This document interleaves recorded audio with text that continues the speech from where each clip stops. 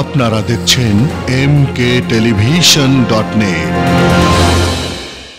দিনাজপুর জেলার বোচাগঞ্জ উপজেলার পীর ফরহাদ হোসেন চৌধুরী ও রূপালী বেগম হত্যাকাণ্ডের মূল হত্যাকারী শফিকুল ইসলাম বাবুকে গ্রেফতার করেছে র্যাব। সোমবার ভোরে কুড়িগ্রাম জেলার ভুরুঙ্গামারী উপজেলার সীমান্ত এলাকার জয়মণি হাট বাজার থেকে তাকে গ্রেফতার করেছে র্যাব ১৩ এর একটি দল।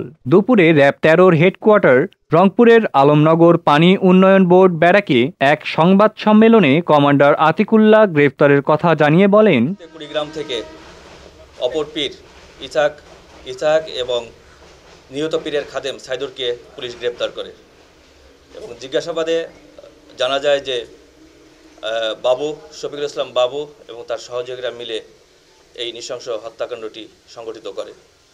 উল্লেখ্য যে শফিকুল ইসলাম বাবুর বাড়ি বোচাগঞ্জ উপজেলার দৌলা শাহপাড়া গ্রামে। গত ১৩ মার্চ দিনাজপুরের বোচাগঞ্জে দৌলা গ্রামে কাদরিয়া মোহাম্মদিয়া দরবার শরীফের ভিতরে পীর ফরহাদ হোসেন চৌধুরী ও গৃহপরিচারিকা ধর্মকন্যা রূপালী বেগমকে কুপিয়ে ও গুলি করে হত্যা করে। এই ঘটনায় মৃত পীরের মেয়ে ফাতিহা ফারহানা বাদী হয়ে পরের দিন বোচাগঞ্জ থানায় একটি হত্যা মামলা দায়ের করে।